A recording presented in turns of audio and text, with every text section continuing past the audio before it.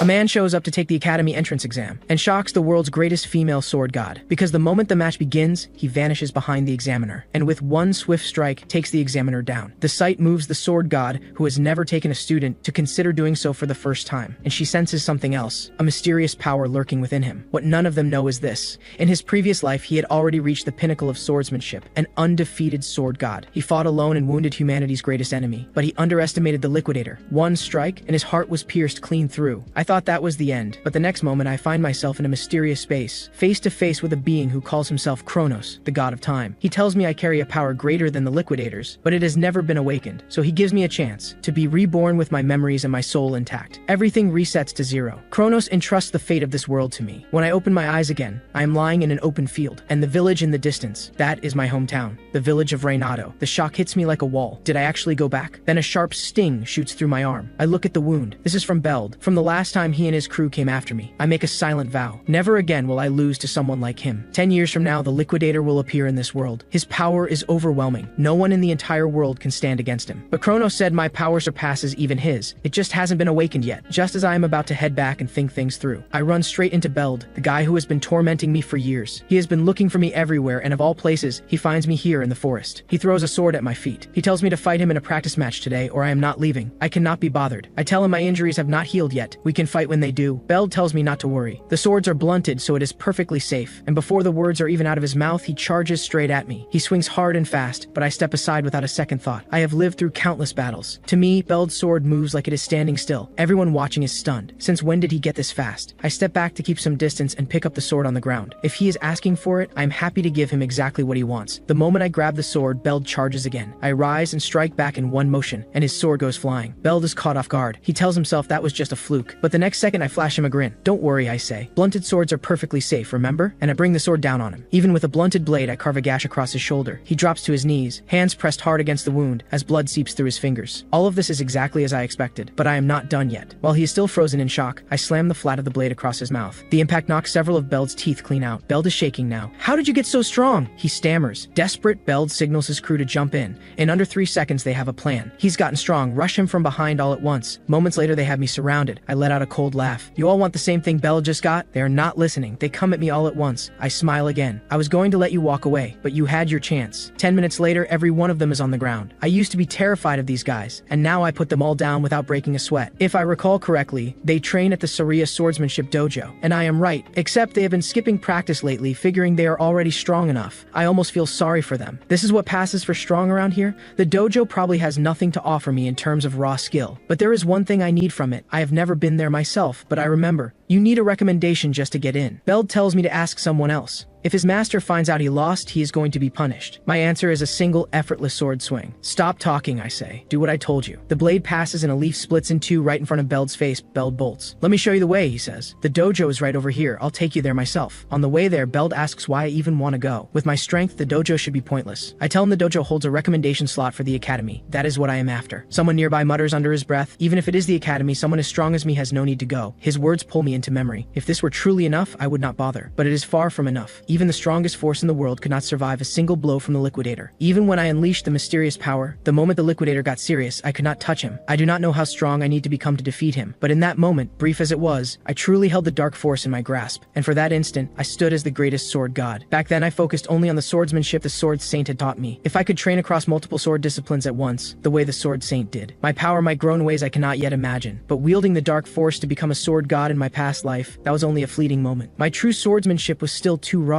so I believe this is exactly why Kronos, the god of time, sent me back. A short while later, I arrive at the dojo. The master apologizes for her students' behavior. She has already expelled them. She will not tolerate that kind of conduct from her students. I get straight to the point. I heard you can write a recommendation letter for the academy. I am here to ask for that. At that, she slowly draws a sword. She says she is willing to write it, but first, she needs to see what I can do. She tells me to make the first move. Come at her whenever I am ready. I do not hesitate. The moment she finishes speaking, I close the distance. In just 3 seconds, we exchange over a dozen blows. The master is mind races. Something is off about this one. To her eyes, the swordsmanship I show at my age is razor sharp and deeply practical, as if forged through countless real battles. No wonder Beld lost. He never stood a chance. Yet something else catches her eye. My style feels mostly self-taught, but every now and then there are traces of formal academy technique. Has someone trained him before? In the end, the master reaches a verdict. My swordsmanship is rough, but the talent is undeniably there. A quiet smile crosses her lips. A diamond in the rough, just waiting to be shaped. Then she decides it is time to wrap things up. A shame to end it, but the moment has come. But I saw through her the whole time. I have been waiting for exactly this.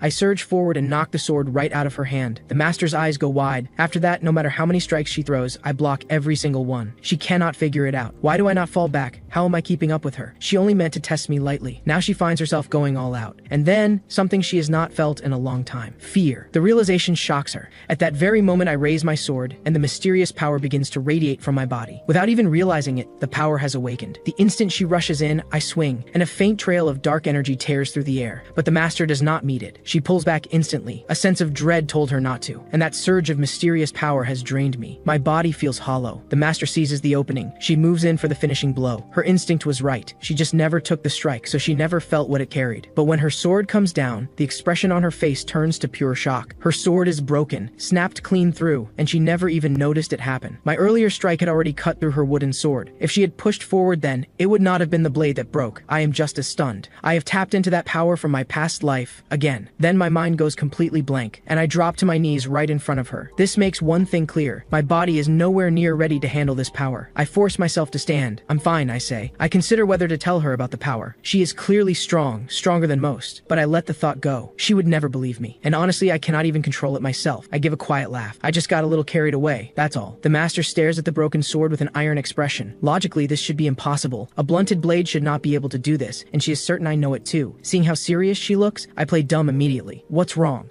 She slowly closes her eyes. If I'm not going to talk, she is not going to push. Then she turns to face me. You wanted a recommendation letter for the academy, correct? She says she can write one. A letter recommending me to the Royal Sword Academy, the finest institution in the kingdom, but she will not send me there. Her reason is simple. That place is not right for me. Disappointment hits me hard, but she is not wrong. Where I stand right now, I would barely make an impression. I lack raw power and my technical swordsmanship still has a long way to go. But then she shifts completely. Don't misunderstand me, she says. The place you should be going is the World United Academy. Those words hit me like a thunderbolt. This is not the top academy in the kingdom. This is the top academy in the entire world. Countless legends have walked out of those gates. And this is the very academy where the Sword Saint himself was trained. I stare at her in disbelief. With my current strength, how could they ever accept me? She knows this better than anyone. You already sense it yourself. Your body is far from meeting the standard of a proper swordsman. At the Royal Sword Academy, maybe your technique could carry you through, but at the World United Academy, that will never work. Even she cannot understand how I developed this level of skill in such a frail body. I let out a quiet sigh inside. Every student at that academy is a monster. With this body, I do not even qualify to compete. The master tells me not to lose heart. There are 9 months before the exam. It is tight, but there is still time. My heart jumps. Is she saying what I think she is saying? And sure enough, just as I hoped,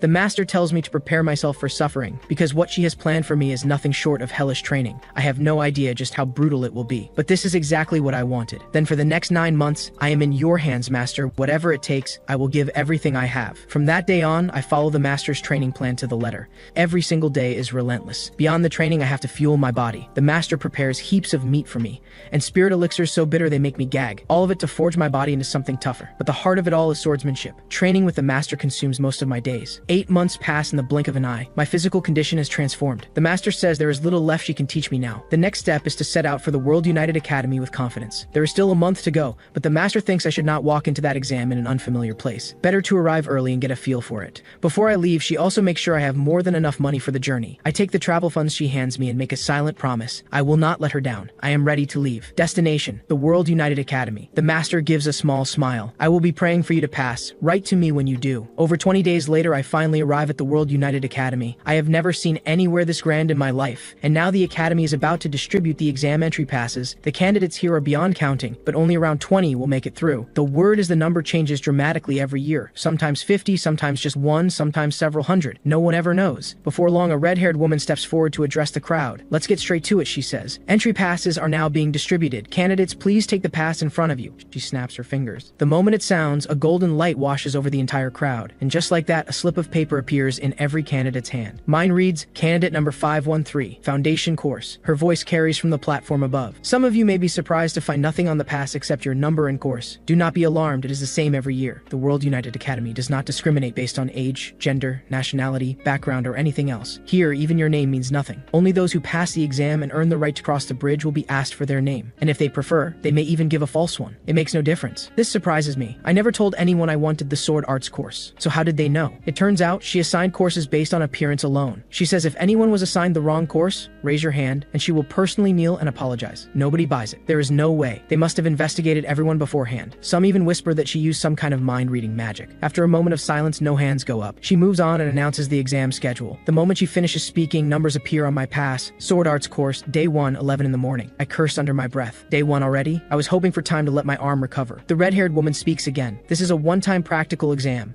Anyone who arrives late is automatically disqualified. Be there on time. Individual requests to reschedule will not be considered. I reach up and touch my arm. A few more days would have made all the difference. On the road here, I ran into ogres and their general. Cornered and outmatched, I tapped into the mysterious power once more. One strike. The ogre general was gone. I needed a long time to recover after that, which is why I only arrived on the final day before exams. My arm took serious damage in that fight. It looks like I will have to walk into this exam injured. Soon, a staff member comes to tell me it is time. I am up. I take a slow, deep breath. This is not the moment to be pessimistic. My left arm is fully functional, and my right can still move to some degree. That should be enough to get through this. The moment the match begins, I need to find the examiner's weakness fast and put him down before time runs out. Just ahead, another candidate is in the middle of his match against the examiner. The examiner drops low in an instant, then drives a single swing that sends the stocky candidate flying. The defeated candidate retrieves his weapon and walks off the floor. A grim smile crosses my lips. I am in trouble. With my arm this damaged, taking him down quickly is going to be nearly impossible. The examiner finishes off the candidate. He turns and calls out to me. You're next. Stop dragging your feet. I walk onto the floor slowly. My confidence is shaky. My right hand is in bad shape. The examiner stands with his hands clasped behind his back. You may attack first. Give it everything you have. I tighten my grip on the hilt. He does not need to tell me. This is my only shot. I explode forward. And in that instant, the master's words come back to me. She said a sword strike is not just the arm. It is the force generated by the entire body, channeled through the arm. Now is the time to put that into practice. Even if my right arm is weak, as long as I can route the force through the rest of my body, it will work. I close the distance and swing. I followed her teaching, but I still cannot fight the way I normally would. The arm is holding me back more than I expected. If striking without arm strength were easy, no one would ever bother training their body in the first place. The examiner finds my opening and moves to counter. I am not letting that happen. Then something strikes me. Why is his sword moving so slowly? He would not be standing here if he were not strong. Which means only one thing. My speed has increased. The examiner's blade cuts through the air with a whoosh, and I deflect it without any real effort. I measure the gap between him and the master. His raw power is impressive, but his speed and technique fall far short of hers. If I lean on the swordsmanship she taught me, I might be able to bridge the gap that my arm is leaving. We trade blows for tens of seconds, the sharp crack of clashing blades ringing through the air. Gradually it becomes clear. My speed is outpacing him. I was right. He cannot keep up. Panic flashes across the examiner's face. His expression twists. That look gives me a spark of hope. He is not as strong as I feared. I still have a chance. Just like the master said, she was certain I would pass. With a sharp ring, our blades crash together again. This time I have the edge. A flick of my wrist and his sword goes flying. Now it is my turn. I feel it now. Real confidence. Even with a useless right hand, I know I can win. But the examiner is fast. He pulls his sword back in an instant and fires off a rapid chain of counters. But every single move is visible to me. I read each one before it lands. His swordsmanship holds no more secrets. The next second, I load everything into my left hand. A clean, no frills thrust straight at his body, and he blocks it. And that tells me something. The gap between us is still too wide. I cannot break through his guard. Winning with one arm is not going to be simple. Things look a little grim, but his movements are getting sloppier. It is risky, but this might be the opening I need. I deliberately show him an opening, and sure enough, he takes the bait exactly as I expected. My heart is pounding. I have to take the hit that is coming. I cannot afford a single mistake. The examiner swings without hesitation. He thinks this ends it, but I smile. Finally, I think, there it is. This is exactly the moment I've been waiting for. I coil my body and drive every ounce of force into my legs. Then I explode and vanish from where I stood. An instant later, I am behind him. There is no better position than this. No matter how wide the power gap is, once I am at his back, it is over. The examiner's eyes go wide with shock. He never imagined I could move that fast, and I am not giving him time to react. Let this end. But just as I am about to drive the blade in, a voice from above shouts, "Stop!" I freeze immediately. The sword hovers at his back. I look up in confusion. Are they calling my victory? But I have not struck him yet. A voice from above announces that time is up. The result is a draw. The shock is like cold water. I was so locked into the fight I completely forgot. The match is only 3 minutes long. The regret is overwhelming. I have let the master down. The frustration rises until it is unbearable. My grip tightens on the sword, releases, tightens again. I turn and walk off the floor. I gave everything I had. If not for my arm, I would have finished him in seconds. If I cannot even beat this examiner, the road ahead is going to be brutal. I stop and turn slowly. My arm should be healed by next year. I will come back and try again. Time moves fast. A week passes. Inside the academy, 6 people sit sit around a large round table in discussion.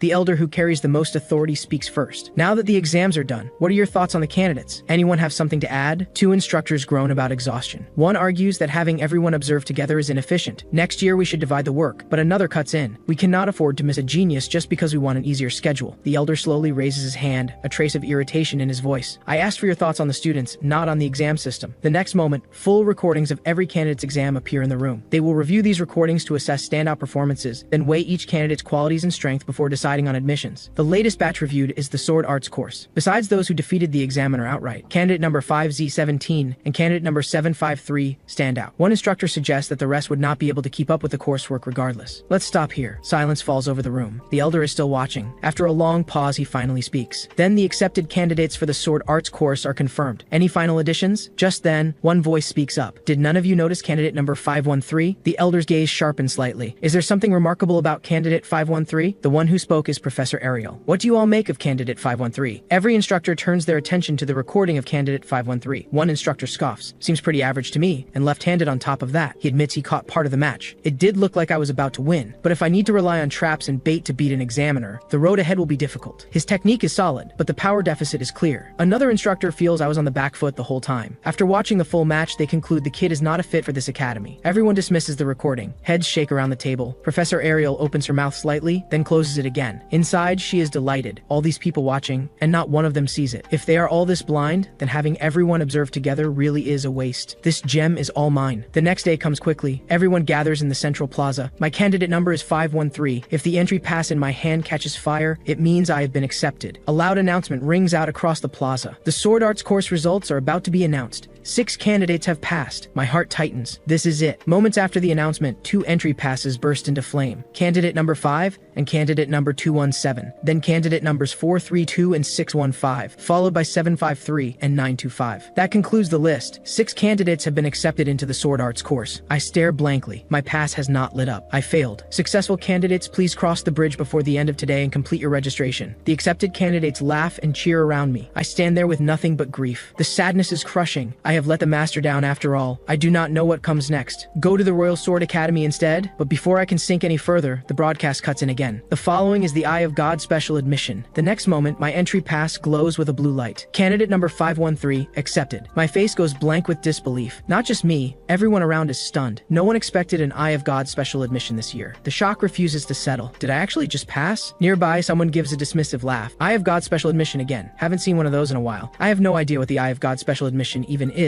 This is the first time I have heard of it, but the looks I get are full of contempt. That's just backdoor admission, someone mutters. The World United Academy has really fallen. I am caught off guard. So the Eye of God special admission is seen as backdoor? My mind goes straight to the master. I have no connections of my own, but her network may run far deeper than I ever imagined. Deep enough to get me into the World United Academy. But the elder steps in and cuts them off. You two, enough. Do not speak of the Eye of God special admission that way. The Eye of God special admission is a category of honor that has produced countless heroes over a century. You young fools know nothing. The two of them just laugh. The old ones sure do love their Eye of God, don't they? That glory is ancient history. It is not that they are ignorant. In recent years, those admitted through the Eye of God special admission include Amy White, Bella Albright, Rick Muller, and Jacob Bloomfield. All of them, Eye of God. But every single one of them failed completely. Even current candidates know this. So now the Eye of God special admission is a punchline, a backdoor pass. Amy White, in my past life, she became someone on the level of a sword god. And Bella Albright, the world's greatest mage. Those 3 were the core of the force sent to fight the Liquidator, and they were all special. Admission. That realization makes me swallow hard. Which means my name now stands alongside theirs. The broadcast announces that the entrance ceremony will begin in 30 minutes. Those who have changed into their uniforms, please gather in the plaza in front of the main building. By this point, I have already changed along with the other students, but we wait, and no one comes. We begin to wonder if we are in the wrong place. Then an instructor comes rushing over, breathless, apologizing profusely. A scheduling mix-up. They are still setting up the venue. He is sorry for the delay. He asks everyone to step back a bit, so he can place the stairway here. Everyone backs up 10 meters, and then we see it. A golden magical pattern forming on the ground. Everyone is puzzled. What exactly is this instructor doing? He slowly places his hand flat on the ground. In an instant, golden magic begins spreading outward from his palm. At the same time, a golden magic formation lights up across the entire plaza. A golden staircase rises from the ground, stretching up toward the entrance ahead. Everyone is stunned. What kind of power is this? The density of that magic is unlike anything we have seen. And this is just one of the Academy's instructors? In the blink of an eye, golden staircases rise on both sides of the main building. Every student stands there, breathless with awe. The instructor smiles quietly. You may go up now. Find a seat wherever you like.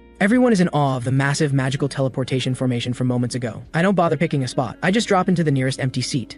My guess is they wanted the enrollment ceremony held somewhere with a view of the campus buildings. What an extravagant use of teleportation magic. But regardless, I finally made it into the World United Academy. And after seeing the strength of the instructors over these past 2 days, I can only marvel at just how formidable this place truly is. Ahead of me, someone is puzzled. Aren't there a few too many seats? If only 30 students were admitted, there's no way they'd need this many. Someone else laughs. You really don't know? The first person isn't the least bit embarrassed. He's devoted his life to the sword. He never bothered learning about anything else. A girl snaps her fingers. In that case, allow me to fill you in. The World United Academy is exactly what the name suggests. It gathers the finest students from every corner of the globe. So it's not just us. Candidates from all over the world are being evaluated and admitted. She raises her hand and points upward. Look at the sky. They're already here. The next moment, the sword. Focused student's jaw drops. The sky above is filled with airships, and among them, magical beasts. He shoots to his feet in shock. The sheer scale of it is overwhelming. I notice a smaller vessel hanging beneath one of the airships. My eyes go wide. That's the Strato airship. I boarded it once, back when I was a member of the Liquidator Squad. It's said to be one of the largest airships in the world, and they've deployed it just for an enrollment ceremony. Then again, it's perfectly on brand for the World United Academy. Everything they do has to make a statement. Once the airships touch down, students begin filing in one after another from every nation on Earth. Then a large hand comes to rest on the podium. It seems everyone has arrived. The enrollment ceremony will now begin. Half an hour of speeches passes in what feels like no time. It nearly puts me to sleep. Turns out even the World United Academy's enrollment ceremony is just as dull as any other school's. Just then, a student near me rises. Next up are the speeches from each course's top student. First is Leonhardt, top student of the Sword Arts course. The moment he steps onto the stage, murmurs sweep through the crowd. Is that really the one who took down an examiner in an instant during the entrance exam? Rumor has it his swordsmanship rivals that of any professor in the academy. This is Leonhardt Appius, a true undisputed genius of the sword. I study him with genuine curiosity. The guy is striking, I'll give him that. But I don't recall hearing of any great feats he accomplished in my past life. Leonhardt greets the faculty, then asks a question, whether he's free to speak his mind. The instructors nod. With the answer he wanted, he steps forward to speak, and his very first words leave everyone stunned. I have a formal complaint to lodge against the academy, but first, let me say hello to all of you who were admitted through proper channels. It is my honor to stand alongside you as fellow students of this academy. Let us strive together, so that when we graduate, we may each make a meaningful contribution to this world. The crowd is unmoved. The speech is painfully generic.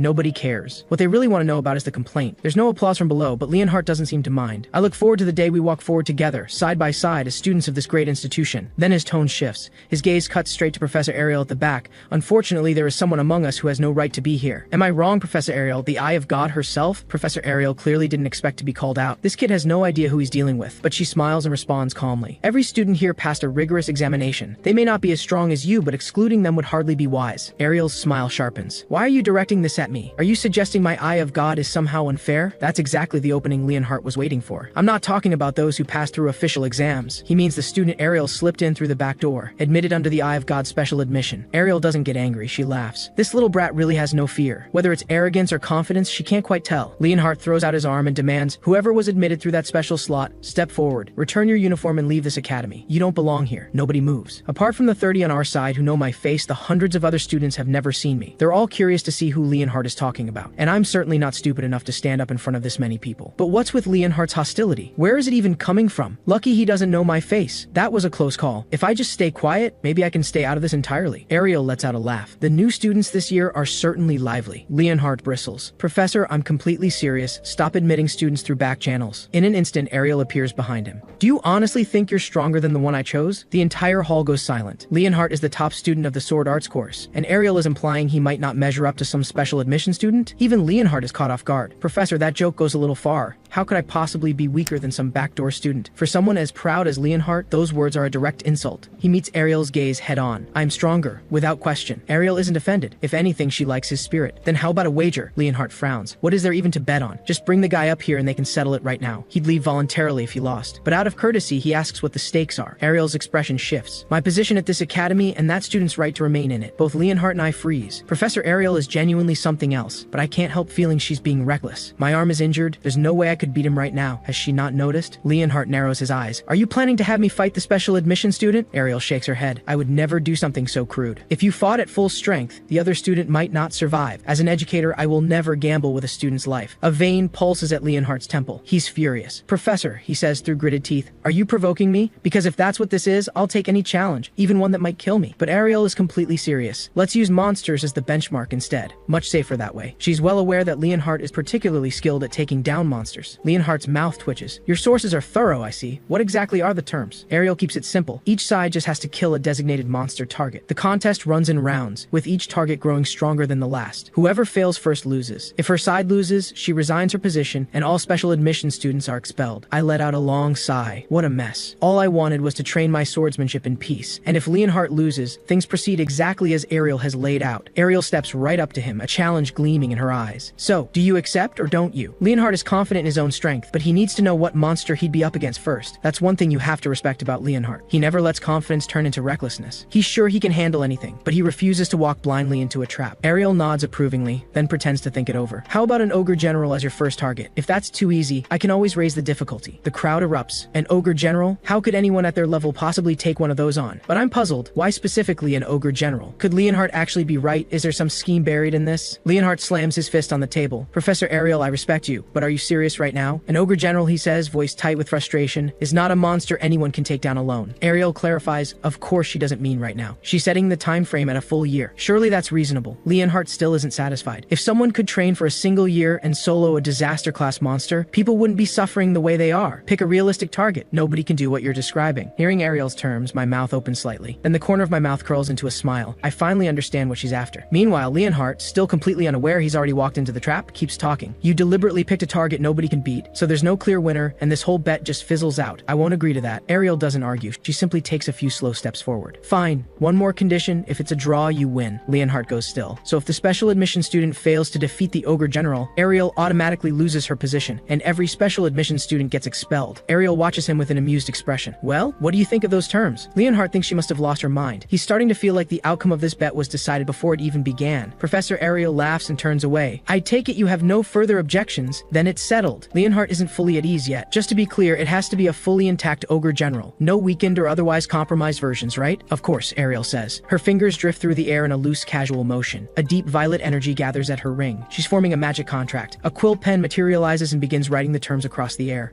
In moments, the contract is complete and floating before Leonhardt. Every detail is written in full. If he has no objections, he may sign now. Leonhardt reads it carefully, no issues. He picks up the quill and writes his name. He accepts the bet. With his name on the contract, Leonhardt is certain of victory. Still, he asks, do you really think that kid can win? Ariel simply says she doesn't know. It depends on how hard he's willing to train. With that, Professor Ariel returns calmly to her seat. The other instructors are convinced she's lost it. Some suspect she's simply looking for an excuse to retire. From my seat, I let out a long breath. These people really know how to make things complicated. But the moment Ariel extended the time frame to a full year, something felt off. Could she be counting the battle I fought before even enrolling? Right then, Ariel's eyes meet mine. My heart jolts. That look confirms it. I guessed right. This bet was decided from the very beginning. Ariel raises a finger to her lips, her eyes dancing with mischief. I have to hand it to her. She's far more calculating than she lets on. And just like that, my first class begins. Magic. The instructor speaks from the podium at a measured pace. Some of you may be surprised that we're jumping straight into lessons on the very first day, but as students of this academy, remember, not a single day can be wasted. He then launches into the fundamentals, specifically how to channel magic. Within each of us flows an invisible energy called ether. By manipulating the magic circuits inside our bodies, we are able to cast magic. I'm sitting all the way in the back row. I was worried I might struggle to keep up, but so far it's manageable. I heard this exact explanation back at training camp. My gaze drifts downward. There's still one very annoying problem. I've been put in the same class as that insufferable guy. I laugh bitterly to myself. I don't have time for this. I just need him to not figure out that I'm the Eye of God special admission student. But the instructor catches my expression. You there, on the far right. You look like you're finding this rather dull. Turns out he's had his eye on me this whole time.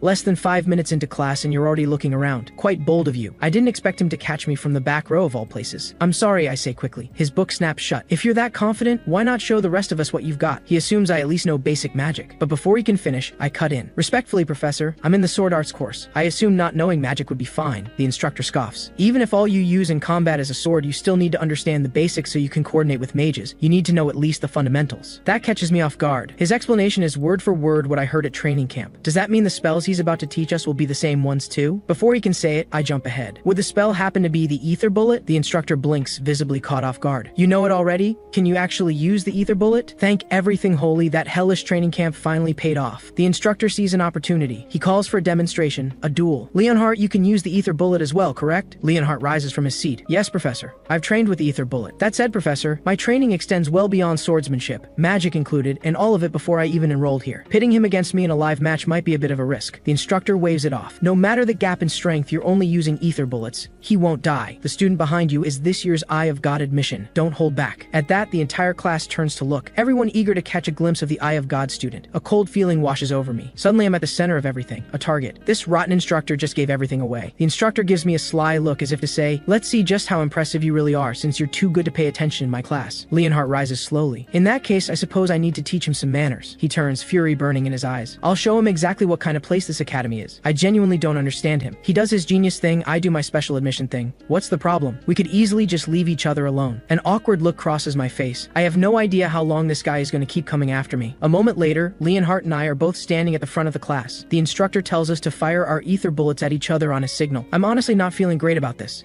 I only trained in magic for a few days back at camp. The instructor says I won't die, but walking away unscathed seems unlikely. The instant the instructor gives the signal, Leonhardt has an ether bullet forming in his hand. I'll show you exactly how wide the gap between us is, he says with contempt. With no other option, I raise my hand and channel the ether bullet I learned at training camp. Leonhardt's ether bullet fires, and it's tiny. Mine, on the other hand, is the size of a cannon shot, roughly 300 times larger than his. For a moment, neither of us moves, but the ether bullet is already released. There's no stopping it now. Leonhardt goes pale. A hit from something that size would kill him without question. The instructor throws up his arm. A golden magic surges across it. It forms a barrier that catches the ether bullet and saves Leonhardt's life. The instructor is shaken to his core. That was too close. But how? How did this student produce an ether bullet of that scale? Before he can process it, cracks begin spreading across the barrier. The next second, the whole thing shatters. A massive shockwave blasts both of them off their feet. The force of the aftershock sends everyone scrambling, eyes forced shut against the pressure. Leonhardt flies backward, his whole body absorbing the full force of the impact. The instructor rushes over. Are you all right? He reaches him and finds Leonhardt trembling. Leonhardt forces himself upright. I'm fine, he says, but if it weren't for your barrier, I'd be dead. After confirming Leonhardt isn't seriously hurt, the instructor's gaze locks onto me. Without that barrier absorbing the blast, that strike would have been fatal. Just who is this young man? The instructor decides he needs to have a proper talk with me. There are things he needs to understand. Not even among the professors has he seen an ether bullet of that magnitude. He feels like he stumbled onto something extraordinary. Meanwhile, I stare at my own hand, genuinely confused. Why was Leonhardt's ether bullet so different from mine? His was so weak. That couldn't be the same spell I know. Could the ether bullet I learned from the Liquidator Squad be different from what's taught here? It was future knowledge, magic from 10 years ahead. Still, I keep a puzzled expression and ask the instructor, did I use the wrong spell? The instructor sighs. The spell you used was unmistakably ether. There's no mistake there. But the quality of your ether bullet was different. What you just fired was not an ordinary ether bullet, as far as the instructor can tell. What I produced was a super compressed ether bullet. The entire class goes still. None of them have ever heard of compressed magic before. The instructor attempts to replicate what I did, but his version is a fraction of the size. This is a force even the professors struggle to control. Yet I didn't just produce it, I shaped it into a spell. No one in this entire academy can do what I just did. The students erupt in hushed whispers. That's the most powerful ether bullet I've ever seen. Was this the whole point of the Eye of God special admission? If so, why not just put him straight into the magic program? The special track doesn't make sense. Their murmurs make me think. Every spell I learned at the Liquidator Squad training camp was like this. And honestly, even among them, I was considered the one lacking magical talent. So I can't quite take the instructor's words seriously. Are you joking, Professor? With enough practice, shouldn't anyone be able to do something similar? The instructor bursts out laughing. I'm genuinely confused. Was I wrong? His laughter grows louder. You really are a genius. Having you train with a sword is a crime against talent. That catches me off guard. Surely it's not that dramatic. The instructor steps right up to me. Transfer to the magic department. Become my personal disciple. I'll vouch for you personally, and I'll teach your magic myself. Your talent for magic far exceeds your talent for the sword. I'm certain of it. I decline without hesitation. I'll pass. Everyone's always told me I'm not cut out for magic. The instructor brushes off my refusal entirely. Those people simply had no eye for talent. You've already mastered the ether compression technique, and at your age, you've produced a super compressed ether spell. By this academy standards, you are an unparalleled genius. I will personally guarantee that. I don't know who told you that you had no magical talent, but they clearly had no idea what they were talking about. Gray, are you truly not considering a transfer to the magic course? His words send ripples through the class. For a professor who almost never hands out praise, this is extraordinary. The instructor raises a finger. If you walk away from magic, it will be the greatest loss this world has ever seen. I'd go so far as to call it a crime against magic itself. I laugh. Professor, you're exaggerating. Just then, something clicks. The instructor mentioned ether compression technique. I've heard that term before. My mind drifts back. Someone once told me, you don't yet know about OD organic drive, the life force within living beings. Because of that, casting any meaningful magic is extremely difficult. So you must maintain compression within your body and try to gather and use only the portions where OD happens to blend in naturally. That's what our instructor used to say. The voice in my memory continues. Sounds almost laughable now, doesn't it? I come back to the present and ask the instructor, have you ever heard of OD? He looks completely blank. OD? What's that? His reaction confirms it. it. The world hasn't discovered OD yet. If that's the case, then everything I learned with the Liquidator Squad is knowledge from the future. Knowledge this world has yet to uncover. I need to be very careful about who I share it with. One wrong move and things could spiral out of control. The instructor looks at me with barely contained excitement. Will you transfer to the magic course? I appreciate the offer, Professor, but I love the sword. I'm going to have to decline. The instructor sighs, resigned. If your mind is made up, there's nothing I can do.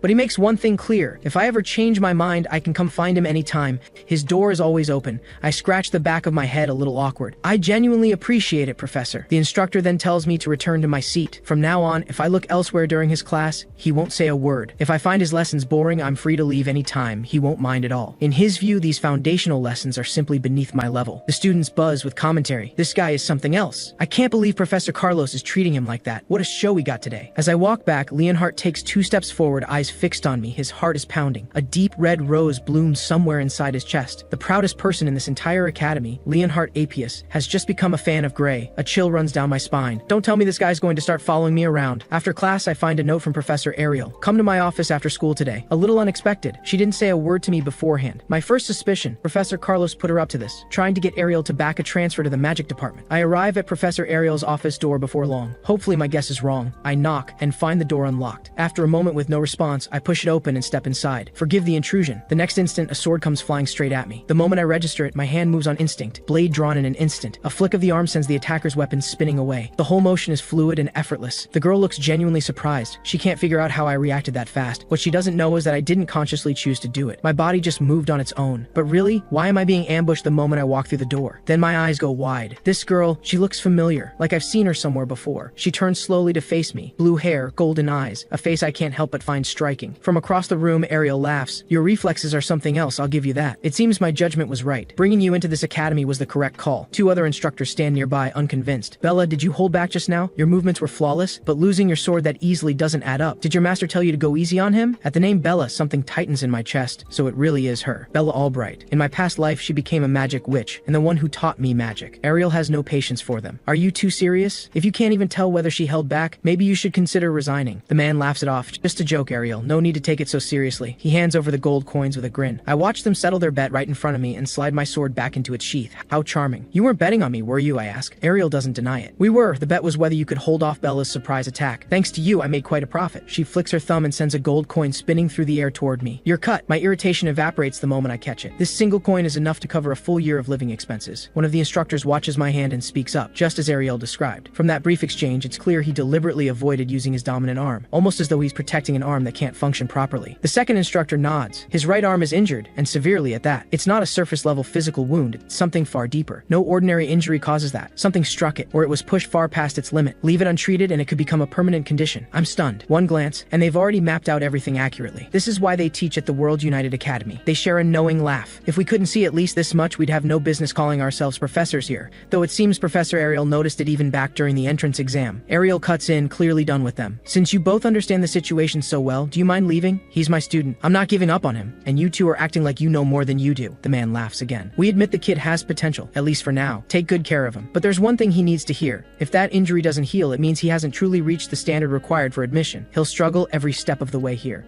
Make sure he understands that. Their words hit home. I need to find a way to heal this arm, and soon. Once they're gone, the room is down to just the 3 of us. Ariel exhales. Annoying pair, finally. Now then, let's talk about magic, and about the girl beside you. Earlier today, Ariel heard what happened in Professor Carlos's class, that I produced a super compressed ether bullet. Professor Carlos came to her office in person to request the transfer. She turned him down. Ariel sets down her coffee slowly. Nothing escapes Ariel's sight. She can tell I'm meant for the sword, not magic. Then I notice her eyes and I go still. Her pupils have shifted, changed. You don't appear naturally gifted at compression magic, she says. There's no sign you've practiced it either. I take a guilty sip of tea. One look from those eyes and she already knows. Lying to this woman would be pointless. You're right, I admit. I never specifically trained in compression magic. Exactly what she expected. Nobody lies in front of those eyes. Still, she wants to know what method I used. She promises to keep it entirely to herself and offers compensation. And the reason she's so determined to understand it is the girl standing beside us. I want you to become her teacher, because this compression magic is tied to her fate. Don't tell me Professor Ariel called me here just because of Bella. Ariel confirms it. Bella may be a genius in magical theory, but when it comes to practical application, she's still far from the top. No matter what she tries, she simply cannot master the ether compression technique. And that's exactly why she can't produce super compressed ether. I had heard rumors about Bella Albright in my past life, so this was one of the reasons. According to what Professor Ariel heard from Professor Carlos, when I use super compressed ether, I look nothing like someone who is compressing ether at all. If there's a way to use super compressed ether without actually compressing it, then Bella won't have to be sent to Professor Bradley. I slowly set down my coffee, repeating the name under my breath. Professor Bradley. The next moment, I freeze. Are you talking about Professor Balian Bradley? Professor Ariel nods. I figured you'd know the name. The man is infamous. He has conducted countless experiments on human beings, killing many in the process. On top of that, he triggered a magical disaster that claimed the lives of tens of thousands. He is the worst magical criminal in history, and even now he has yet to be captured. If Bella cannot produce super compressed ether before the end of the year, she will be sent to him for surgery. A bad feeling sinks into my gut. Sending Bella there is no different from sending her to her death. That place is filled with unspeakable experiments. Exactly. The surgery is framed as magical enhancement, but in reality it is human experimentation. Bella's life is now in your hands. It hasn't been made public, but rumors say many young girls have died because of his experiments. Some are dead, others are broken beyond repair. It is dangerous and horrifying. If Bella cannot produce super compressed ether, she has only two choices: expulsion or the experiments. Professor Ariel is seething. I would rather see you expelled than let that man lay a hand on you. I don't rush to answer. I think carefully. The magic I know is knowledge that doesn't exist yet in this era. Sharing it could change the course of history. Bella's hands begin to tremble. She desperately wants my help, but she doesn't say a word to pressure me. I see it clearly. Bella is one of the key fighters of the future. I cannot afford to let anything happen to her. The Liquidator is far too powerful. Having one more elite fighter on our side will make all the difference. I have felt that despair firsthand. I never want to feel it again. If the future can be changed under my guidance, the world's fighting force will be far stronger, strong enough that the Liquidator won't be able to wipe them out in a single blow. The thought makes me smile. If that's the case, why not try? Maybe I really can change Bella's fate. That future the world calls hell, changing it can only be a good thing. The next moment, I make up my mind. I set my coffee cup down on the table with a firm thud. I turn to Bella with a smile. Don't worry, I'll teach you how to use super compressed ether. With your talent, you'll pick it up fast. 3 hours later, at the arena, I bring out a blackboard and walk them through a wealth of foundational magical theory, all of it centered on super compressed ether. This is everything I know. As we agreed, don't tell anyone this came from me. Both Bella and Professor Ariel tell me not to worry. We signed a magic contract. Break it, and death follows. There is no other way out. I wave my hand and look at Bella. So after hearing all of this, do you have any thoughts? If you do, feel free to share them. Professor Ariel looks overwhelmed. She knows magic, but her true strength lies in swordsmanship. Just wrapping her head around organic drive had already left her stunned, and the magical knowledge I've revealed goes so far beyond that she can barely process it all. Bella slowly steps forward. The magic you've described is complex, but the logic is crystal clear. If I had to put it into words, it feels like listening to a magic lecture from 100 years in the future. She looks up at me with the most earnest expression.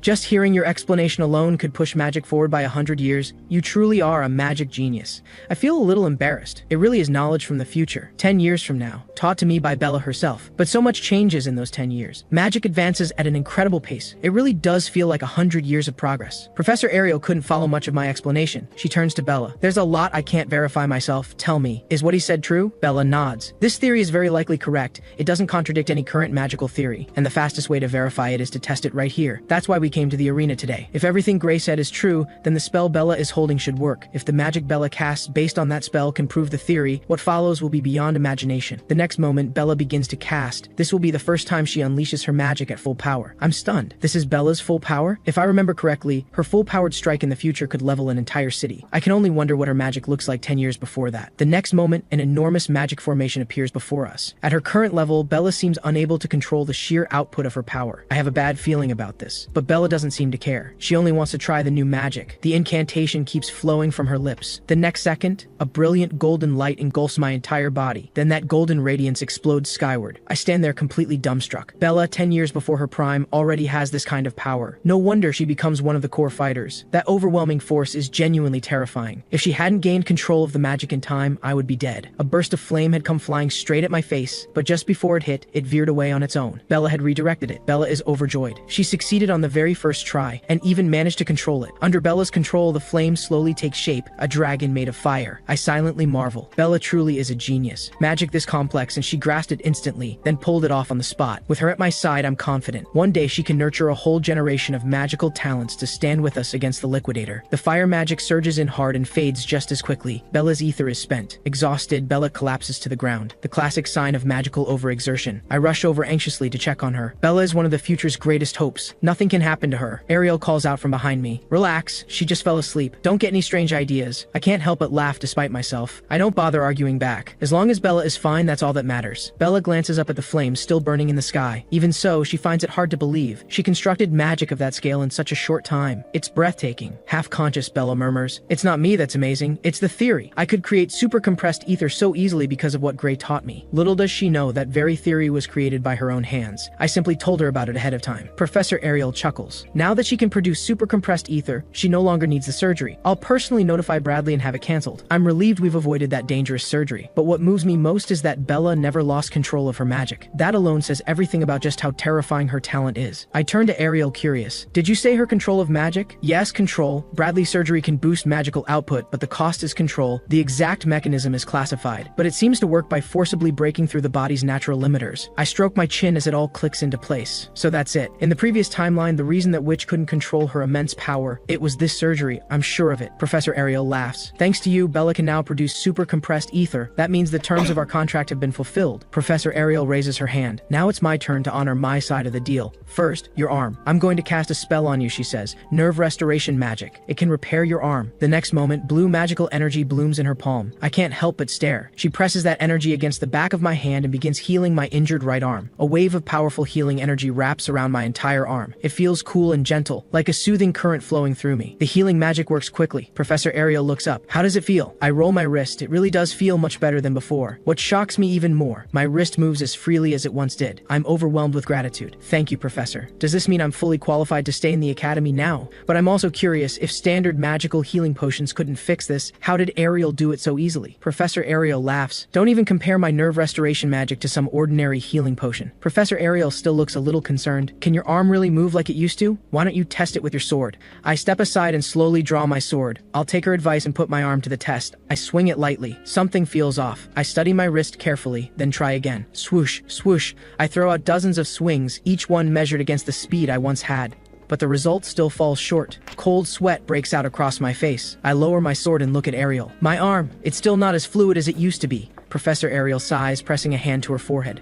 Just as I suspected, I repaired your nerves, but my magic cannot heal a soul wound. I frown. Soul wound? Is the soul actually a real physical thing? Ariel nods. You heard correctly, the soul is real. Current magical theory hasn't confirmed it yet, but I believe it exists without a doubt, because Ariel possesses an ability that is nothing short of extraordinary. Her eyes can see souls. It is a secret she has never told anyone. And through those eyes, she can see my soul is slowly healing on its own. It will mend naturally. As long as I don't push my swordsmanship past its limits, my arm will return to full flexibility. I don't quite follow. Does that mean I can't train with my sword for a while? Ariel shakes her head. Not at all. Train at your normal level and you'll be perfectly fine. Deep down, Ariel has been holding on to a question. She wants to ask, what kind of swordsmanship could possibly leave this kind of wound on a soul? I don't answer. She reads the room and shifts the subject. As it happens, there's already a precedent for sword arts driven by the soul. Ariel's expression turns serious. That person is Amy White. You know her, don't you? The Amy White who, up until her death in the future, never once suffered a defeat. Ariel asks if I already knew her. My heart skips a beat. I do know her. But why is Ariel bringing up the Sword Saint's name here? At this point in time, we shouldn't even know each other. The reason Ariel is so certain is simple. The way I swing my sword is a dead ringer for Amy's style. It's too similar to be a coincidence. But on closer thought, there are subtle differences. Whoever taught me seems to be a cut above even Amy. Ariel looks genuinely puzzled. In a few more years, Amy will reach the same level as your master. Ariel's sharpness leaves me a little unsettled. She figured even that out. No matter how sharp she is, she could never guess that the one who taught me is Amy herself, 10 years in the future. All I can tell her is that I trained at a dojo back in my hometown. But can sword arts really damage the soul? Ariel shakes her head. Absolutely not. Ordinary sword arts cannot cause soul damage. For starters, ordinary sword arts couldn't defeat a target in a single strike, let alone cut down every ghost and tree in the surrounding area along with it. That is a reference to the moment I cut down the ogre general. She already knew. Ariel smiles. Of course I did, which is why that bet was never really a gamble. Ariel had seen the remains left at the scene. The sight was staggering. Even the most advanced cleaving magic could not have produced that result. So she suspected that I carry a mysterious power within me, and that I used it. Her guess is dead on. I ask if Professor Ariel can see it with her eyes. Ariel's pupils shift. I can see it. Power is seeping out from behind a door bound in chains. I'm completely shaken. Something is very wrong here. There is something far deeper to Ariel than I realized, because Ariel actually saw the door inside me. There is no way she arrived at that through guesswork. She knows something. Ariel raises one finger. That said, I have seen a power similar to yours before. I don't think they are the same thing, but there is a resemblance. I ask immediately. What power? Is there someone else out there with something like mine? Ariel's answer is firm. Yes, though I'm not sure they are human. They are called the Liquidator. I completely lose my composure. What does Ariel know? Why is the liquidator being mentioned in this era? Ariel doesn't miss my reaction. You've heard of them, haven't you? Apparently just as you have. Honestly, I didn't expect them to be so well known. Then again, given that you know magic theory that far ahead of its time, I suppose it isn't that surprising. I feel a little awkward. That knowledge really is just from the future. None of it has been developed yet in this era. Ariel looks at me with curiosity. How much do you know about the liquidator? Tell me everything. I hesitate, unsure how much to share. Even if I told her the truth, she wouldn't believe it. All I know is that the liquidator is an extreme threat to humanity and immensely powerful. We have to stop it before it appears. And if that's not possible, we destroy it, whatever the cost. Ariel considers this for a moment, then nods. That's a strong stance, but I agree. It's extremely dangerous. Even so, Belly and Bradley appear to be pressing ahead with his experiments regardless. That stops me cold. What does that madman have to do with any of this? Ariel gives a cold smile. Everything. The connection is significant. According to what Ariel knows, the liquidator is the very entity Bradley is trying to summon. I go completely still. The liquidator was created by humans? Then why did I never hear about this in the future? But thinking back, in the previous timeline, the Academy acted as though they already knew the liquidator was coming. A possibility surfaces in my mind, one that sends a chill straight through me. Could it be that the Academy was involved in summoning the liquidator from the very beginning? If my suspicion is right, then the Academy is where it all began. Without thinking, I blurted out, Ariel, we have to stop this experiment. Ariel shares the same feeling, but unfortunately, the professor running the experiment is her equal in rank. She has no authority to shut it down. She had already pushed the higher-ups to cancel it. They refused to listen. I want to know who these higher-ups are.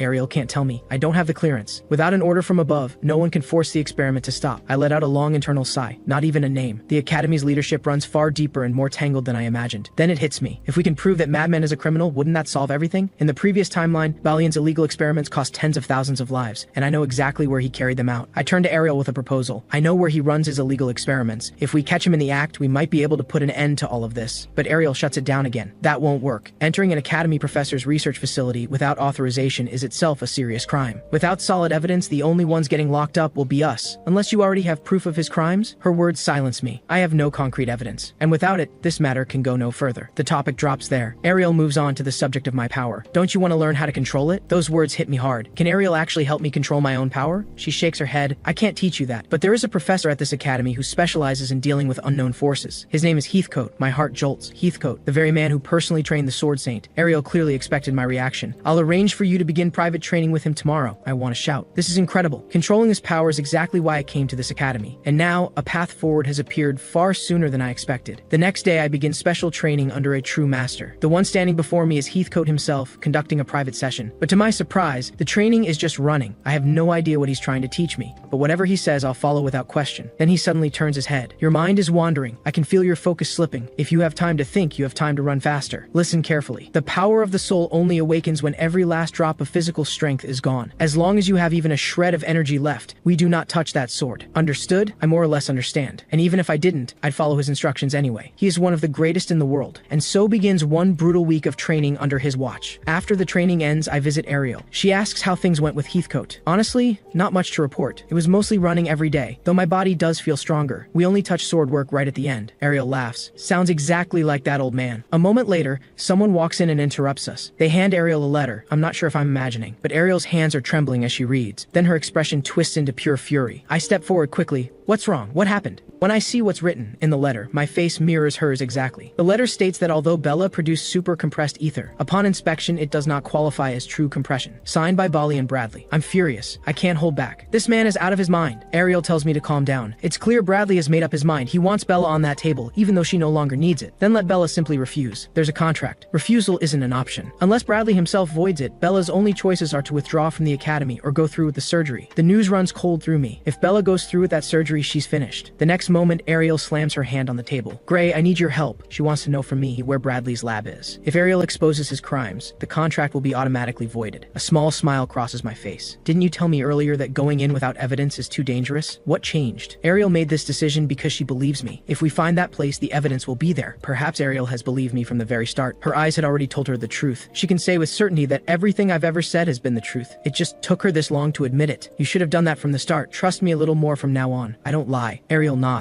Then guide me, now. Let us stand together and expose everything that man has done. His laboratory is in the mountains near the village of Toriuel. Ariel knows the mountain. I never would have thought he'd be hiding in a place like that. I know he's running illegal experiments inside a licensed facility. Ariel agrees. It really is the perfect cover for a lab. On top of that, no professor at the academy interferes with another's lab. As long as we get the evidence, we can't be charged with trespassing. Just then, Bella pushes open the door and walks in. She looks deeply troubled. Professor Gray, I received this letter today. Ariel steps forward and plucks the letter from her fingers. Don't worry about this. Gray and I will will take care of it. Bella seems to sense what Ariel has in mind. Professor, you're going to confront them for my sake? Alone? Ariel pauses mid-step. The corner of her mouth lifts slightly. She turns to Bella. One is enough. Bella is worried. She turns to look at me. Wait, I say, I'm going with you. Bella says the same. This is her life on the line. She has to go. Professor Ariel looks pained. The enemy you'd be facing is a madman who has carried out dangerous human experiments time and time again. If he gets his hands on either of you, no one can predict what he'll do. I can't let you walk into that. I disagree. You going alone is far more dangerous. If I use the same power I used against the ogre general, I can be a real asset to you. And if you disappear, I'll be expelled as an Eye of God enrollee. So I have every reason to be there. At least let us have a say in our own fate. We won't slow you down. We'll only make you stronger. Ariel looks at the two of us and falls silent. Then she lets out a heavy sigh. It sounds like even if I said no, you'd follow me anyway. Fine, I'll allow it. But there is one condition. No matter what happens, your own safety comes first. We both answer at the same time. Understood. We already knew that, and so we head for the mountain. I lead them to a building tucked into the hillside. Bella stares at it. He really conducts illegal experiments in there? Don't doubt it, Ariel says. We're going in to find the evidence. I'm certain, I add. He's here. Both of them meet my eyes with sharp, focused gazes. If you say so, we believe you. Ariel has one piece of good news. Bellion should be at a magic association meeting right now, so he's not here. But the entrance may be trapped. We'll breach through the side door. Now it's Ariel's time to shine. The moment we're inside, find the evidence immediately. Bella speaks up one more time. Professor, are you really sure you want to do all of this for me? Am I worth it? I cut in before Ariel can answer. You said that wrong. Stopping his experiments is for the sake of this world, not just for you. Understand? A moment later, at Ariel's signal, we all charge in. My speed outpaces them both. I take the lead. At the same time, fire magic gathers in Ariel's hand. With one sweeping motion, a barrage of flames obliterates the door. Ariel's magic is terrifyingly powerful. One casual blast, and it causes this much destruction. I'm a little taken aback. Weren't we supposed to be sneaking in? Why are you making such a scene? After blasting a hole through the side wall, we prepare to step inside. But the moment I see what's inside, I stop cold. As we step into the laboratory, bodies. Everywhere. Every one of them Bradley's test subjects. Ariel had planned to search carefully for evidence. One look around, and there is evidence in every direction. Then we notice something further ahead. Not far from us stands something resembling a ritual altar. Bella looks shaken. What do we do now? Stick to the plan and take the evidence? Or look for survivors? I turn to her. We can't stay long. If we linger, Balian might come back. The words have barely left my mouth when I hear an unfamiliar voice. A figure slowly approaches from behind. Were you calling my name? Ariel looks at the figure and says evenly, how did your meeting go, Balian?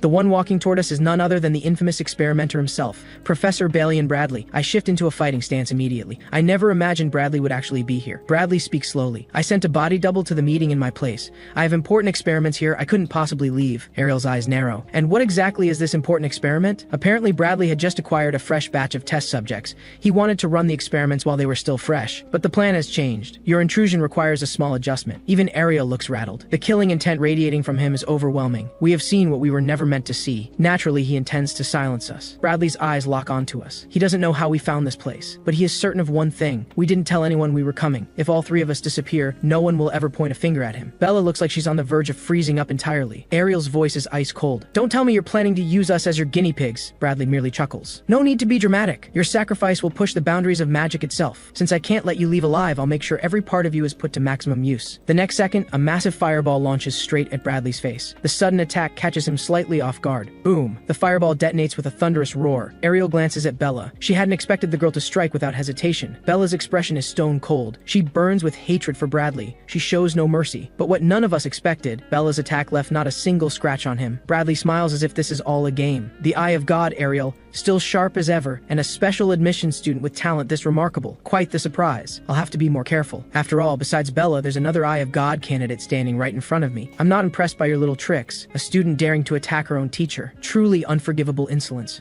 Bella scoffs. I'd rather be the one doing the killing. Too bad I missed my chance to finish you off. Ariel orders us to fall back. She can feel the situation spiraling out of control, but we have the evidence we need, and the Academy will handle the rest. We want to leave. Balian, however, has other plans. In an instant, he launches a dark magic attack straight at Bella. At the last possible second, Ariel throws up her golden barrier. She tells Bella to run. She'll deal with this herself, but Balian cuts her off. Save it. This is one of my finest creations, Gluttony's Blaze. This spell devours defensive magic and converts it directly into its own power. The two forces grind against each other. Ariel's barrier is already starting to crack. In theory, this spell is unstoppable. Its only drawback is that casting it consumes 1 unit of rare material. Moments later, Ariel's golden barrier is on the verge of being swallowed whole. Then, her eyes ignite with a burst of blue light. Behind the golden magic formation, a second one appears, blue this time, another layer of defense. But Gluttony's Blaze doesn't flinch. It crashes straight into the new barrier without hesitation. Cracks spread across Ariel's barrier once again. She quickly orders Bella to hand over the spell memory pouch. Ariel has already recorded everything that happened here. Once Heathcote sees it, he'll know exactly exactly what to do, but Bella doesn't move. Instead, she slams her staff into the ground. A new defensive magic formation radiates outward from her, circular this time. Ariel is beside herself. What are you doing? I told you to run. There's no way Bella would leave Ariel here alone. She saw the barrier breaking. She's here to reinforce it. Ariel is at a loss for words. We agreed. If anything went wrong, you put your life first. Bellion's magic isn't normal. No defensive formation can stop it. I'll buy you time. Now go. But the moment those words leave her mouth, her barrier shatters. Ariel is horrified. 2 minutes, that's all it took. This magic is seriously wrong. Bella, on the other hand, looks completely calm. It's fine, the professor's barrier is down, but that doesn't matter. Gluttony's blaze surges forward and slams into Bella's formation. To Bella, this spell isn't overwhelmingly powerful. It just requires a slightly different approach to counter. Balian is stunned. Impossible. The counter theory for Gluttony's blaze is known only to us. How do you know it? Bella chuckles. Someone recently taught me a new theory. With it, any spell looks simple to me. Balian's mouth twitches. You're telling me you broke my dark magic with just some new theory? He refuses to believe it. Tell me who this traitor is. Give me a name and I'll make your death quick. Bella chuckles again. You want to know who taught me? That's a secret. I'm not telling you anything. Surprisingly, there's something almost endearing about this side of Bella.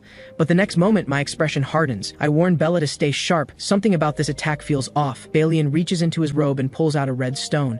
Then he crushes it in his bare hand. If you're also eager to die, then burn. All three of you, I'll watch you turn to ash. A dozen skeletons explode out from the shattered stone. They twist and coil together like a knotted rope. Then they merge into a massive, horrifying maw, and it lunges straight at us. I tell Bella to be careful. She says she can hold on. But underneath that composure, Bella is starting to panic. Her magic is running out. Balian saw it coming. With your reserves, you've got 1 minute, maybe. Bella is desperate now. Professor, attack him. I'll hold the defense. At those words, blue light blazes in Ariel's eyes. Her eye of God scans for a weakness in Balian's magic. Find it, and she can project her power through the barrier. She raises her hand slowly. A thin thread of electricity slips past the barrier. The moment she finds it, she holds nothing back. Lightning erupts across her entire body. With a fierce cry, every arc of lightning she has launches at Gluttony's blaze. The lightning is blindingly fast and hits with devastating force, but she hasn't cracked the counter. The moment her lightning touches the dark magic, it starts getting devoured. Every last bolt is consumed, leaving nothing behind. Balian lets out a cold snort. Counter me? Don't make me laugh. You can't even touch me. Ariel's expression darkens. She didn't expect the absorption power of this spell to be this overwhelming. If I remember correctly, Ariel's offensive magic is the weakest among the faculty, and with Gluttony's blaze feeding on flames, Balian is literally growing stronger by absorbing her attacks. At that moment, Bella finally hits her limit. My magic is almost gone. What do we do? Look closely and you can see it. Her hands, her whole body trembling. Just staying on her feet is costing her everything. Ariel is out of options too. This is exactly why I told you to leave earlier. You didn't listen. You both underestimated him. Everyone is in danger. That's when I step forward. I chuckle. Leave this to me. You two take a breather. Time for the backup to step in. Ariel and Bella stare at me in disbelief. We couldn't stop him. You think you can? Bella wants to know what I'm planning. Your sword can't even reach him from here. Don't worry about that, I say. Just watch me work. Something flickers in Ariel's eyes. She's already figured it out. Are you sure about this? Using that power again could kill you, and even if you survive, your arm may never fully heal. I let a small smile cross my face. Better one of us dies than all three of us. On Balian's side, Gluttony's blaze blocks his view of what's happening inside, but he can see a red glow slowly expanding within. Then he sees a young man swinging a sword through the air. The angle is strange though,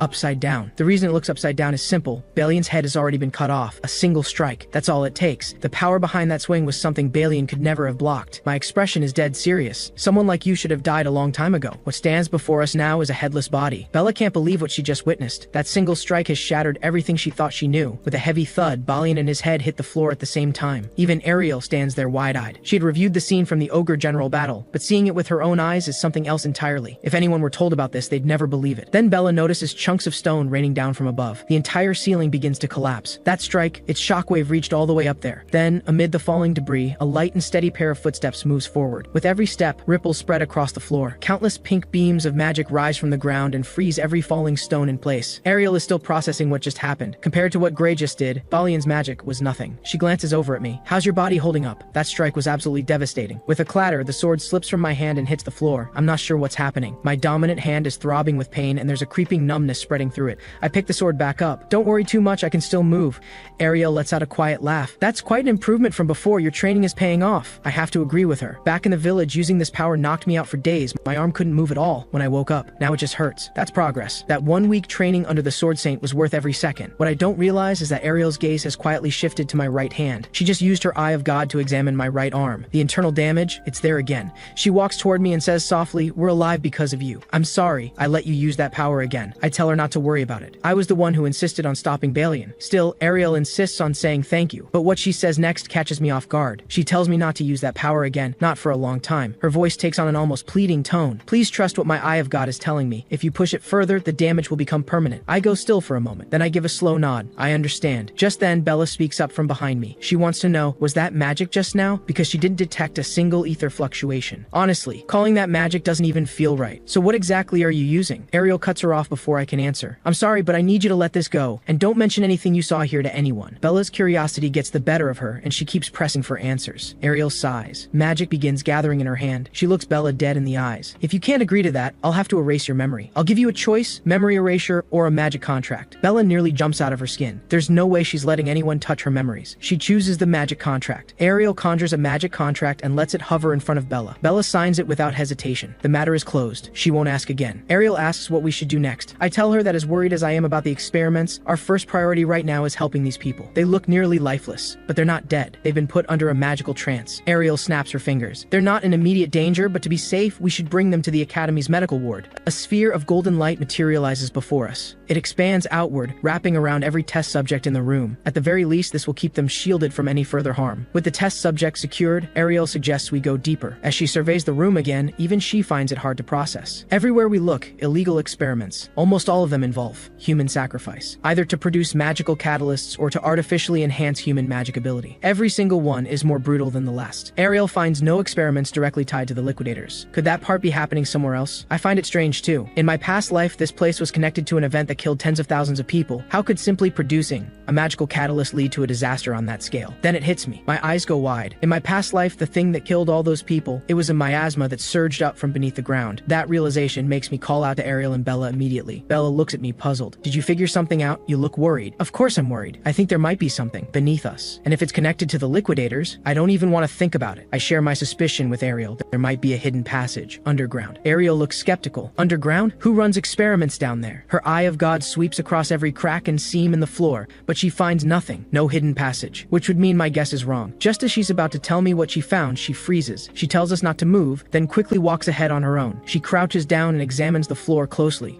Her eye of God activates again. It's faint, but I can feel traces of short-range teleportation magic. This might be a space that can only be accessed by teleporting in. Based on the residue, the teleportation distance is roughly 300 meters. Something is down there. I ask if she can get us 300 meters down. She says she can. She has her own short-range teleportation portal. She snaps her fingers. Let's see what's down there. A magic formation appears before us. If there's nothing there, the portal should open into solid earth. The door within Ariel's formation slowly opens, and what we see on the other side stops all three of us cold. Stretching before us is a space filled with structures, small buildings of varying sizes. Ariel is stunned. Nobody, not even she, could have expected a space this vast to exist beneath this building. At the same time, Bella senses something wrong. Enormous amounts of ether energy are pouring in from every direction, and the strongest source is coming from the very center. She points to the structure at the heart of it all, surrounded by several towering pillars. Ariel is shaken. It's not just ether. There's something else, a different kind of power, and it's stronger than anything I've ever encountered. When I hear that, I think I already know what it is. Could this different power be? Ariel cuts me off. You're right. The power inside that structure, it belongs to the liquidators. We step inside. There's a door ahead. All three of us suspect the same thing. The source of that power is behind this door. Ariel carefully examines the surrounding area. The power is undeniable, but there's no sign of an actual liquidator. She tries the door. It opens without incident. She can tell the door itself holds no power. It's purely ceremonial, placed here as a symbol, nothing more. So the source of that power isn't the door, it's somewhere else in this room. Ariel's gaze lands on a purple container nearby. She suspects all the power is concentrated within this magical device. And then she does something that catches us completely off guard. I freeze. Are you out of your mind? Are you trying to summon a liquidator? Bella agrees. This is far too dangerous. We have to stop her. Ariel is completely unfazed. Neither of you move. My prediction tells me this device cannot actually summon a liquidator. Trust me. A sharp tearing sound. The door begins to split. The crack widens, and beyond it is pure darkness. Bella and I are frozen. The space is tearing apart. What did you do? Under Ariel's intervention, a thin stream of energy is being drawn out from within. I stare at that dark energy without blinking. No mistake. That is the power of the liquidators. Ariel had already worked out what this device actually does, and summoning a liquidator isn't it. All it does is tear a tiny rift toward wherever the liquidators exist, and channel the energy that leaks through. At the center of the room, dark energy rises and drifts through the air. The core used to crystallize that energy was almost certainly human life. By the looks of it, around 10 souls were consumed, but the shaping process may have cost far more. All of this is what Ariel sees through her eye of God. Her guess, most of the people we found upstairs were taken as raw material for this. Bella is baffled. Why go through all this just to collect that power? What are they planning to do with it? Ariel tells Bella to think back to the battle. That black flame Balian used. Didn't it seem unusual? That flame came from the red crystal. And that crystal is essentially what these devices produce when they're finished. But the catalyst doesn't have to become fire. If they mass produce these things, who knows what they could be used for? As she speaks, the crack in the door slowly begins to close. After hearing all this, I'm starting to think Balian may never have intended to summon a liquidator in the first place. Whether he tried and failed or simply didn't want want to, I can't say. From the looks of it, the spatial access magical device has been pushed to its limit. These devices may have already given everything they have. Bella looks around at the devices. Her eyes light up. These are priceless. I've never seen spatial distortion magic this precise or this powerful. Ariel already suspected as much. As you said, building even one of these would cost a nation's entire budget, but having 8 of them, only one organization comes to mind. Bella guesses the Discal Empire. She's wrong. They may be the largest nation in the world, but they don't have the magical research capacity to build even one of these. Then who in the world has the resources to pull this off? Ariel's answer is this. There must be an organization whose magical research capabilities surpass even the Empire. I speak up slowly. You're talking about the World Unite Academy, aren't you? I can't think of anyone else. When I say that, something tightens in Bella's chest. No way. It can't be the World United Academy. Ariel confirms it. Gray is right. No other research institution could support this scale and this budget. It's becoming impossible to deny. The World United Academy is tangled up in the Liquidator situation. It finally sinks in for Bella. Wait, you're saying the Academy is behind all of this? But the World United Academy is supposed to protect the world. Ariel sighs. You're too naive. I don't understand why you're still refusing to see it. But no other organization could do this. Do you understand now? But I see it differently. This doesn't mean the entire Academy is our enemy. Most of them are still on our side. At least in the world before my rebirth, the Academy's strongest fighters were those on the front lines. They didn't hide behind others. They stood at the forefront of the fight against the Liquidators. They even surpassed the Liquidator squad. They protected civilians until the very end. Having witnessed that future, I refuse to believe the Academy is humanity's enemy. Ariel nods. As you said, most people in the Academy are likely acting in humanity's interest. They would never sanction experiments that waste lives. But the Academy has countless researchers, each with their own beliefs. Their views aren't unified, and neither are their methods. And then there are facilities, like this one. Almost no one truly knows the full picture. Whoever is behind Balian has significant support. There's no way he could have arranged all of this on his own authority. Bella frowns. So even now, we can't fully trust the Academy? That puts us in a really difficult position. A distant look enters Ariel's eyes. She has watched this Academy from the inside for decades. One thing she is certain of. This is not an organization you can trust blindly. Most of them genuinely believe they're working for humanity's benefit. Even the architect of this plan has probably convinced themselves of the same thing. But the truth stays buried in the dark, beyond reach. I ask Ariel to search the area, see if there's anything that could lead us to whoever is pulling the strings. Unfortunately, there are no communication devices anywhere in this facility, not even a trace of the Maker's magical residue on the devices. Covered up this thoroughly, finding any lead is going to be nearly impossible. And there's one more thing. But before Ariel can finish, a massive explosion erupts behind Bella. I'm caught off guard. What was that? But the explosions aren't targeting us. They're destroying the facility itself. Ariel pieces it together instantly. They installed evidence destruction devices. They didn't detonate immediately because they wanted to lure any intruders in first, then trigger the devices and wipe out everyone along with the evidence. Bella watches Ariel deduce like a detective, then snaps, "Now is not the time for analysis. We need to leave. Now." Ariel chuckles. So impatient. These are just magical explosives. She slams her paw onto the floor.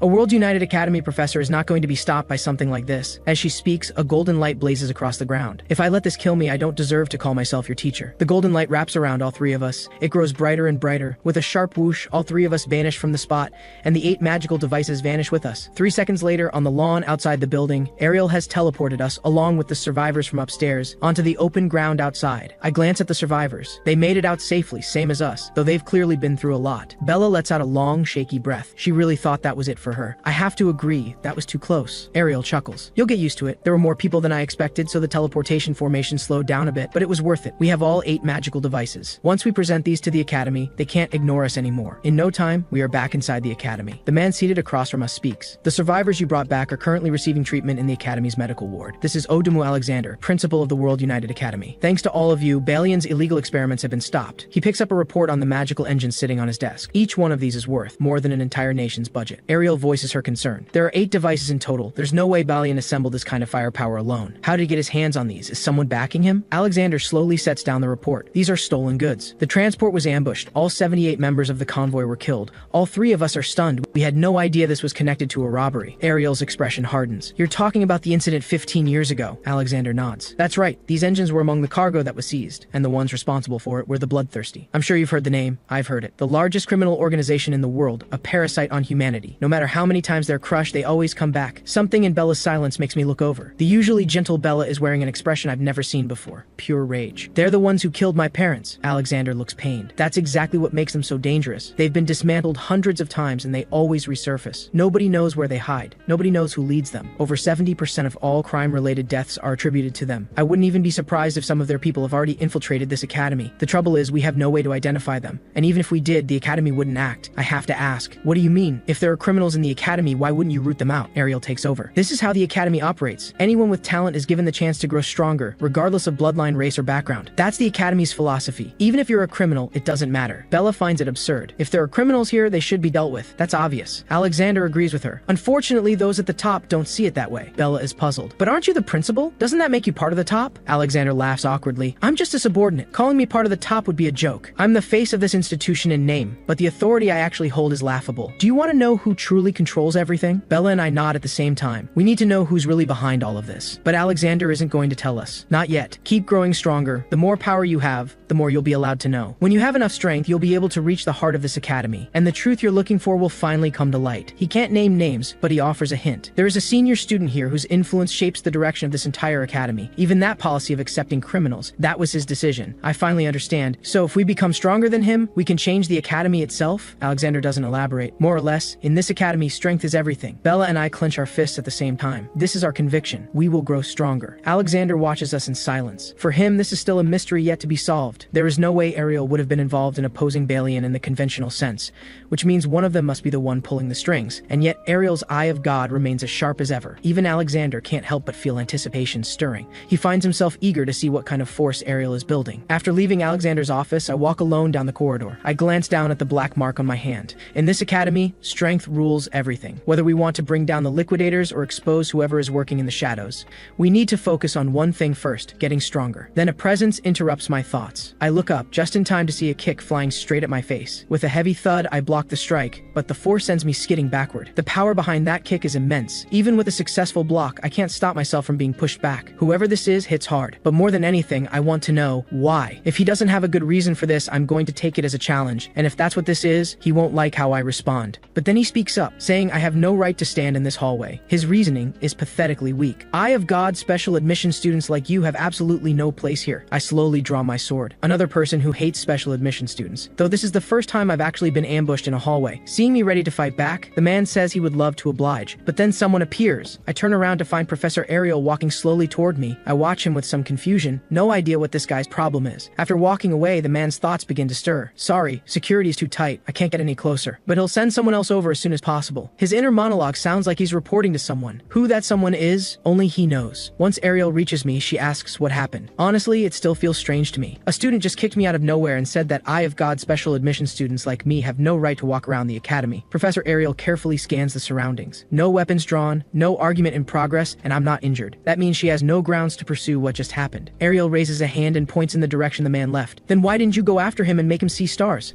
That catches me off guard. We're all classmates. Is it really necessary to go that far? Ariel lets out a long sigh. As your professor, I can't officially encourage that. But if something were to happen nearby, I might just happen to not notice. Hearing Ariel's not so subtle permission, I think it over and decide to let it go. I don't want to stir up too much trouble. There's something Ariel doesn't know, and she wants an answer straight from me. Are Eye of God special admission students really that unwelcome? I nod. People have mocked us before, but this is the first time it's come to blows. After hearing me out, Ariel repeats it quietly. So they really have been mocking you, is that right? Then her expression shifts. She looks almost hurt. I'm truly sorry. If only I had more influence here. I tell Ariel not to worry about it. If it weren't for her, I never would have gotten through the academy's gates in the first place. And Bella and the others will prove the Eye of God program was no mistake. After all, Professor, your judgment is anything but ordinary. I think back to those people from my past life. Every single one of them became a key fighter against the liquidator. Ariel pauses for a moment after hearing my words. Then she smiles softly and nods. Thank you for your support. But Ariel doesn't want me acting as though the fault lies with everyone else. Among all the students in the Eye of God group, I'm the one she has the highest hopes for. Amy, Rick, Jacob, like the special admission students before them, they will all become top talents. But the first time I truly believed someone could surpass the limits of humanity itself, that was when I met you. I never expected Ariel to think so highly of me, placing me alongside those future powerhouses. But that kind of thinking is weakness. Whoever is pulling the strings behind the scenes may not have given up on summoning the liquidator. I can't afford to let my guard down. That thing can wipe out every powerful fighter in a single strike. The reason I came back to this timeline is to make sure I can defeat it and take the fate of this world into my own hands. 3 days pass in the blink of an eye. Today's class is a live combat drill for the sword arts course. The instructor will pair students by name. Whoever gets matched up fights together. The moment I hear it's a live combat drill, I give it my full attention. I have to take this class seriously. If I mess up, people will start talking down on every Eye of God admission student. At the very least, I need to prove I can keep up with the regular students. And just then, of course, something ridiculous happens. My old rival shows up again. The instructor writes 2 names on the board, Gray and Leonhardt. Leonhardt is the top student of the sword arts course. In other words, the strongest first year. The instructor speaks calmly. I've tried to pair students of similar strength, so don't hold back. Treat this like a real fight. I'm cursing inwardly on repeat. Similar strength? I barely scraped into the academy on special admission. How am I supposed to be matched with the top student? On top of that, Leonhardt has never liked Eye of God students. After what happened last time, he's probably been itching to beat me black and blue. Just then, Leonhardt moves from behind me. Let's see what game he's playing. But to my surprise, he walks right up to me and says cheerfully, "Hey, nice to meet you." My expression shifts. I genuinely have no idea what this guy is after. He looks genuinely thrilled. Looks like we're paired up. I'm really happy about this. And in his mind, I never thought I'd get to cross blades with Gray. Being number one in class was absolutely worth it. Leonhardt has trained harder than anyone. So please, witness my true swordsmanship, Gray. His words make my expression go stiff. Just as I suspected, this guy wants payback. That smile of his is way too suspicious. Without a doubt, he's thrilled to finally have a legitimate reason to fight me. At the instructor's signal, the entire class splits into two teams and lines up in the center of the courtyard. The next moment, the duels begin. Everyone fights with everything they have. This is their chance to shine. No one is going to waste it. At the same time, Leonhardt moves in a flash. "Gray," he says with a gleam in his eye, "you'd better watch yourself." Clang. Our blades crash together in an instant. I'm genuinely surprised. He truly deserves to be the top student of the sword arts course. His attacks aren't quite perfect, but they're frighteningly close. The next moment, a single swing from Leonhardt sends me flying. He moves in perfect sync with his blade, his whole body flowing like water. He's almost reached the unity of man and sword, a state where the fighter and the blade become one. Every strike is razor sharp. "You're really something, Gray," Leonhardt says. "I can't believe you didn't get in through the regular exam." At the sight of this, the other students stop their own duels one by one. They can barely believe it. A special admission student going toe-to-toe with Leonhardt. Feeling the full force of his attacks, I'm quietly in awe. Leonhardt is a true genius. Every single strike leaves no opening whatsoever. Leonhardt admits I'm strong too. That actually irritates me a little. If you've got time to chat, use it to fight. Slash after slash. Our attacks cut through the air as we exchange dozens of blows in seconds. We're both moving at incredible speed, but I'm clearly on the losing end. No matter how fast I go, I can't shake Leonhardt. Still, this is about what I expected. I thought he'd take me out instantly, so lasting this long is already beyond my prediction. Even using both arms, I can't match his raw power. Leonhardt's swordsmanship is on another level. His textbook perfect technique and disciplined style have been honed to a terrifying degree. Even with the experience from my past life and the master's teachings, I have no confidence I can beat him. Just then, Leonhardt closes the gap between us in an instant. I bring my blade down, and the weight of Leonhardt's sword hits me like a wall. My stamina is running out fast. Leonhardt laughs. I could keep going like this all day. If I hadn't gone through special training under the Sword Saint, I would have been on the ground long ago. But why isn't he even breaking a sweat? Is fighting me really this easy for him? My stamina is nearly gone. I have to end this fight now. Then the instructor's words flash through my mind. Treat this duel like a real fight. I turn those words over carefully in my head, and an answer comes to me. At the same moment, Leonhardt's blade comes at me again. The moment he swings, I duck low and slip under the strike. Then I twist my hand just slightly. Leonhardt's eyes go wide. He didn't expect this at all. Thud. I land a kick straight to his ankle. To my own surprise, the impact launches Leonhardt into the air. While he's off balance, this is my moment to strike back. Leonhardt finally realizes what's happening. It seems Gray is treating this duel like a true fight to the death, but Leonhardt knows he absolutely cannot lose. The next moment, my sword stops at Leonhardt's throat, and I'm no better off. Leonhardt's blade is at my throat too. The distance between us is perfectly matched. 1 inch closer and we'd both be dead. I reach out a hand to help Leonhardt up. Call it a draw, but Leonhardt doesn't think it's that simple. In that final moment, all Leonhardt did was swing his sword. But I was different. If I had chosen to, I could have driven my blade through his heart. "This is only a simulation," Leonhardt says. "That's the only reason you aimed for my throat instead of my heart. Am I right?" I let out a short laugh. Even with all the protective enchantments in place,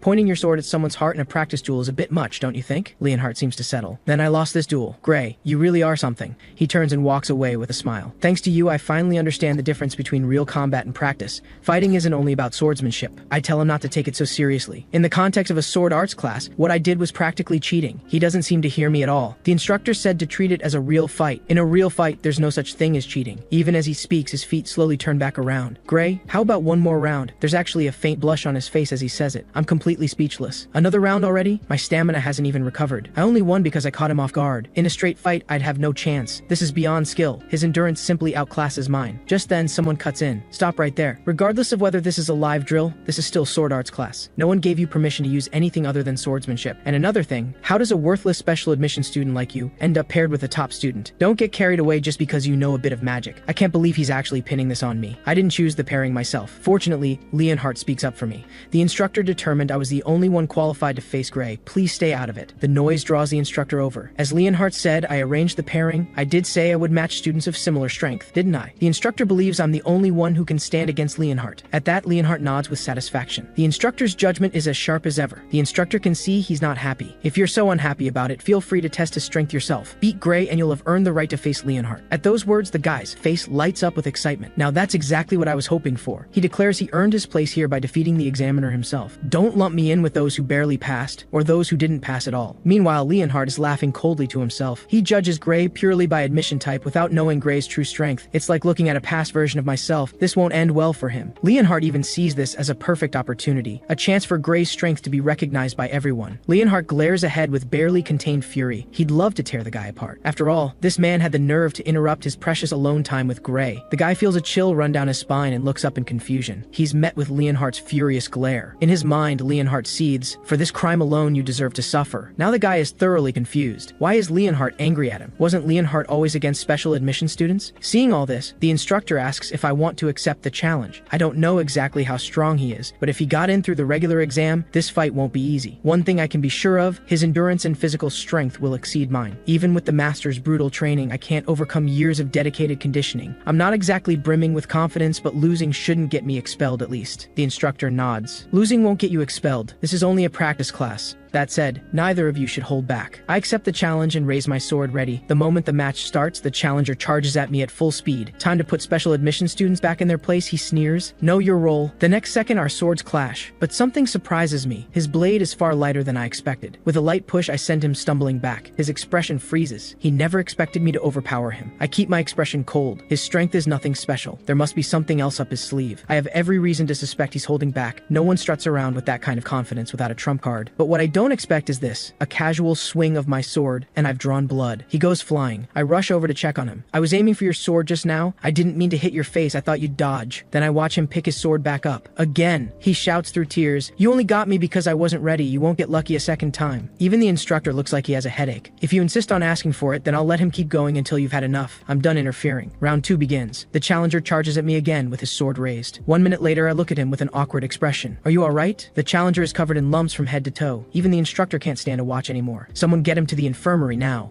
Once the challenger is gone, the instructor turns to the class and makes the announcement. This year's representatives are Gray and Leonhardt. Any objections? I'm not entirely sure what being a representative means. The instructor explains. In a few days, the top first years will challenge the second year champions. It's a friendly match. Everyone fights to first contact. Then the instructor adds something else. First year has lost 35 matches in a row. Not one have they won. But this year might be different. You and Leonhardt are both top tier talents. You might just be able to turn the tide. 35 consecutive losses. I'm genuinely shocked. Is the gap between first and second year really that wide? The instructor nods. 1 year at this academy makes all the difference. Losing is the norm. It's practically expected. If you can put up a decent fight, that's already impressive. But if you win, it goes down in the academy's history as a miracle. Just being selected is considered an honor. The instructor leaves with a parting word. Don't stress too much. Just enjoy the fight. I rub my chin and think it over. The instructor seems completely unbothered. Is this inter-year tournament really not as serious as I thought? But as an Eye of God special admission student, this is the perfect opportunity to prove I can truly fight. I have to train hard. Meanwhile, on the other side of the academy, the professors gather for a meeting. The final item on the agenda is a proposal from Professor Boudra. His proposal, expel Eye of God special admission student Amy White. The one speaking is none other than Boudra, professor of the magic department. Ariel is having none of it. Why would you propose something like that? I'm the one responsible for overseeing Eye of God students. But Boudra says that's precisely the point. Amy White failed the third year advancement exam, yet she was allowed to stay, simply because she's a special admission student. Every other student who failed that exam was expelled. Does that seem fair to anyone here? Ariel doesn't even bother arguing. As I've told you before, she is steadily progressing toward world-class combat ability. The backlash her body is currently suffering is severe. She can't perform at full strength. Without that, she would have passed long ago, and my students are my business. It's not your call to make. Another professor speaks up. Severe backlash, hidden potential, a useless student who's secretly a genius? How long are you going to keep pushing that fantasy? Ariel senses trouble. They came prepared. Her strength is real, the backlash is also real, but she can master it. Maybe tomorrow, maybe the day after. If we expel her, she may lose that chance forever. That tired old excuse. The other professors are done hearing it. You've used that same line before. Is your plan to keep someone who can't meet the Academy's standards here indefinitely? What they don't understand is that Ariel is doing all of this for the Academy's sake. She's doing everything she can to nurture extraordinary talent. Pushing someone out simply because they don't fit neatly into the system goes against everything the Academy was built for. Then a heavyset professor speaks up. You dare talk about talent in front of me? Perhaps past special admission students were somewhat impressive, but this current batch, every single one of them is a failure. Another senior professor scoffs. Jacob, Rick, Amy White, Bella Albright, all mediocre. It seems the great Eye of God is losing its sharpness. Perhaps it's time to consider abolishing the Eye of God program altogether. At those words, Ariel's face goes pale. Abolish? How could you even suggest that? The founding council established this program years ago, but a majority vote among faculty can abolish it just the same. Have you forgotten that? Another voice joins in. Honestly, the current Eye of God students are far from impressive. I've heard Bella has made some progress, but that hardly counts as a significant achievement, and her magic capacity, frankly, it's questionable. Ariel tries to speak, but the professors keep cutting her off. They move in perfect coordination, tearing into every Eye of God student one by one. Ariel knows this is orchestrated. Their goal is to abolish the Eye of God special admission program, and she knows her position among the faculty holds little power now. But many professors do care whether the program benefits the academy. If Ariel wants them on her side, she has to give them no reason to speak against her. Boudre speaks with the air of a man who has already won. What's wrong? Struck dumb. At least you know you're past your prime. The professors beside him pile on. You may have had your glory days once, but perhaps you should retire before you ruin what's left of your reputation. Ariel can still recognize true talent. Those students need more time to grow. Given that time, they will prove themselves. All she needs to do is make sure none of them are expelled before that moment comes. As long as her students aren't expelled, she is willing to sacrifice anything. Just then, one professor speaks up. I've heard there's a student named Gray, very promising in swordsmanship. In that case, let him enter the inter-year tournament. At that, Boudre smiles, a cold, calculated smile. There's nothing more to discuss. He must compete. If Gray can prove himself in swordsmanship, we will use the result to decide the future of the Eye of God program. At those words, Ariel looks toward the Sword Saint seated nearby. The Sword Saint gives a slight shake of his head, a silent warning, don't let Gray fight. So Ariel refuses the proposal. His abilities are not suited for simulated combat, a real fight to the death. That would be a different matter. The next moment, a professor slams his hand on the table. He stares at Ariel with barely controlled anger. Excuses again, Ariel? Fine. Then let's abolish the Eye of God program. Ariel's expression turns to shock. You don't understand. His abilities are beyond anything ordinary swordsmanship can measure. A suffocating silence fills the room. The headmaster moves to close the meeting. Let the Eye of God students compete in the inter-year tournament. We will decide the program's future based on their performance. Ariel's heart sinks. This is not what she wanted. Boudre looks like a man who has gotten exactly what he wanted. Now I'm looking forward to this match. Meeting adjourned. Before leaving, the Sword Saint gives Ariel one long, heavy look. His eyes are filled with concern for her. Ariel sits alone in her chair, completely still. She knows. My true strength was never fully revealed in a simulated fight, and her standing at this academy is simply too low to change anything. But things are what they are. She still hopes I can achieve something in the inter-year tournament. Ariel breaks down in tears. If Gray fails to make his mark, the Eye of God program may truly be abolished, and every one of those students will be expelled. She is counting on me to save them. And now, the day of the inter-year tournament has arrived. Today, the entire student body gathers to watch first year take on second year. First to be announced, first year's top student Leonhardt. His opponent is second year's top student Hamont. Next to be announced, first year challenger Gray, and my opponent is DeBoer. The moment I see him, something clicks. This is the same person who ambushed me in the hallway. Am I really about to face him in this match? Up in the stands, 3 or 4 rows of professors are seated, all eyes fixed on this fight. Boudre watches me with undisguised contempt. He wants to see exactly what I'm made of. Leonhardt asks his opponent whether this many professors usually show up to watch. The answer, not at all. First time he's seen it. Last year, only 3 sword arts professors bothered to attend. Hamont is just as puzzled. Why are there so many professors here today? Then something clicks for Leonhardt. The professors must have heard about Gray, he says with complete confidence. Their taste is impeccable. The more he thinks about it, the more certain he becomes. Hamont stares at him, speechless. Is the top student seriously this devoted to a special admission student? Up in the stands,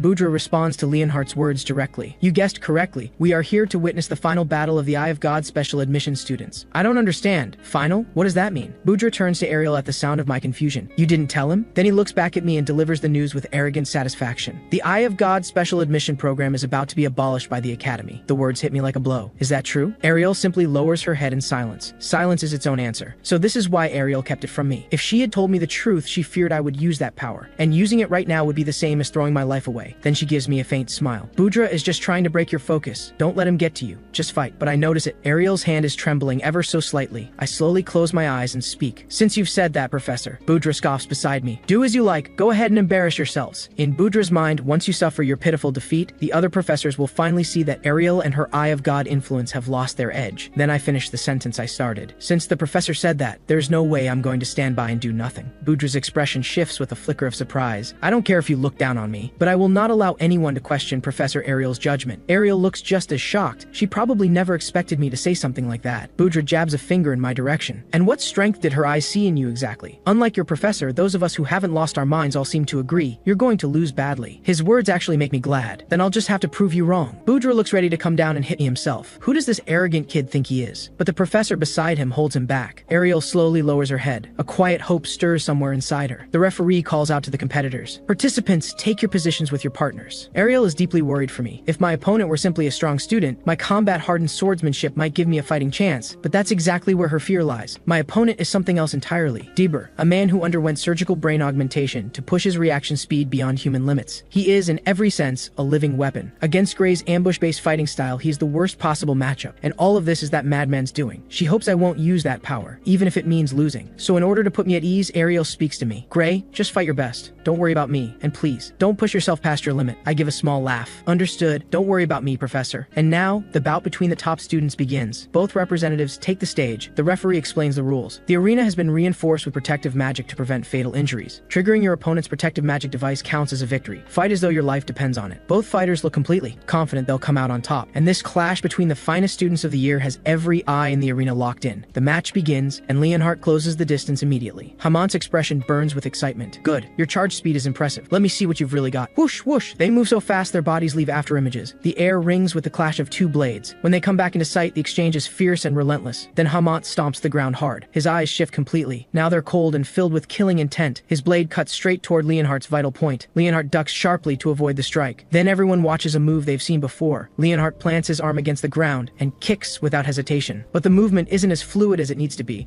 and Hamont finds just enough of an opening to dodge. Leonhardt sighs quietly. It seems I can't fight the way Gray does. Hamont doesn't hold back on the praise. You're quite good. Honestly, you're stronger than I was when I was a first year. Then his excitement spikes. Now let's pick up the pace. Let's see if you can keep up with me. Whoosh! After whoosh, Leonhardt reacts fast, but Hamont keeps him completely on the back foot. Before long, Leonhardt is pushed all the way back to the edge of the barrier. Hamont gives him no room to counter. He steps in and sweeps his blade straight at Leonhardt's throat. At the same moment, the protective magic device activates. The match is over. Leonhardt has lost. Both fighters sheathe their swords. Now it's time for the second match. As Leonhardt passes my shoulder, he says quietly, "Good luck. I made my declaration in front of everyone. Now I have to back it up. Before time turned back, I had defeated countless monsters that drove others to despair. Compared to that, the odds this time should still be in my favor." And at that moment, not far from me, a sword drags across the ground as its wielder slowly walks toward me. As he walks, he mutters, "Wait for me in hell. I'll send him to you shortly." So this grim figure intends for this to be a fight to the death and plans to leave my life here on this stage. Just now, I step into the combat arena for an inter-year tournament against an upperclassman from second year. The moment the match begins, I charge straight at him. Against this guy, I can't afford to hold anything back. But what I don't expect, he catches my strike. A slash that fast and he just takes it. Deber swings back with a casual flick of his wrist and sends me flying across the stage. I can't help but be stunned. This guy's raw strength is on another level entirely. Even now, my arms are still trembling from the impact of blocking that single blow. Professor Ariel did mention his reaction speed had improved, but I never imagined his physical strength had been pushed this far too. The gap between us is enormous. No trick I pull is going to be enough. So how am I supposed to fight him? I still have one last card to play, but using it would tear me apart just as badly. Ariel warned me before, no matter what happens, never use that power. In the worst case, it could kill me on the spot. I gave her my word so she wouldn't have to worry. Ariel knows how important this tournament is. But the last thing she wants is for me to gamble my life on it. And there's another problem. The arena's protective barrier might not even hold against that kind of force. If I use it, I could kill Deber outright. So I'm stuck. I need to win this match, but I can't use the one thing that could guarantee it. Before I can think any further, Deber is already closing in, moving at terrifying speed. I have no other choice. I'll just have to figure it out as I go. I raise my blade and block another strike. With a sharp whoosh, Deber snaps his wrist and launches another slash. His attacks flow like water, seamless, without a single break in rhythm. To my eyes, his technique is almost basic, but with his physical ability and reaction speed, taking me down should be effortless. It's not that he lacks skill, he's deliberately holding back. What is he planning? Then Deber flashes me a cold, sinister grin. My gut drops instantly. This guy is up to something. At that same moment, his attack tears through my guard. In the next instant, he snaps his blade upward and takes aim. The strike is razor sharp, aimed straight at my eyes. There's no way I can dodge in time, and yet I bring my sword across and block it. That stops me cold. Why did he slow down and let me parry? I push him back with a quick counter, but the question is still gnawing at me. In the position I was in just now, there's no way I should have been able to block that in time. Something is deeply wrong. He could have finished me already, so why is he dragging this out? Up in the stands, Ariel senses it immediately. Every one of Deber's stats is reading abnormally high. Without a moment's hesitation, she activates the Eye of God. She sees it, a mass of violet flame burning inside Deber's chest. Even she can't can't identify what kind of power it is. But one thing is certain, whatever it is, it's extremely dangerous. The professors nearby scoff. This is a complete one-sided stomping. Is your precious student really not going to concede? They go on. This second year has quite the nasty streak. He could end it any time he wants, yet he keeps dragging it out. Charming little hobby he's got there. The Eye of God student is barely keeping up with the second year's attacks, and he still won't give up. Doesn't that just prove how outmatched he is? Professor Budra's eyes gleam with mockery. Perhaps he already knows the Eye of God program is on its way out. Maybe this is his way of sending us a message, that if we keep waiting, the entire special admission system will collapse into chaos. The professor beside him nods along. Exactly right. What a thoughtful student, truly dedicated to the Academy's well-being. Ariel's voice cuts through their exchange. Stop the match right now. This is dangerous. Professor Budra raises an eyebrow. Dangerous? What do you mean? You're talking about a sparring match. Another professor assumes. She doesn't know. Allow me to explain. The arena is covered by a powerful protective enchantment. Any attack with the potential to cause lethal harm is automatically neutralized. That enchantment, it's the near-invisible blue barrier surrounding the stage. That's why students can fight at full force without fear. Unless you have some other reason to stop it, Ariel knows all of this. But it's not enough to protect Gray. The moment those words leave his mouth, a terrifying wave of energy erupts from Diver's body. Dark aura billows outward, creeping toward the stands, and even Ariel feels a chill run through her. The dread building inside her grows heavier by the second. Her suspicion is confirmed. Something is deeply wrong with this guy. He's trying to kill Gray. Deber drops into his attack stance. Dark aura coils and writhes around his entire body. With a thunderous boom, he swings without hesitation. A massive sword aura tears through the air in his direction. My heart seizes. This power, it's on a completely different scale. There's no way I can meet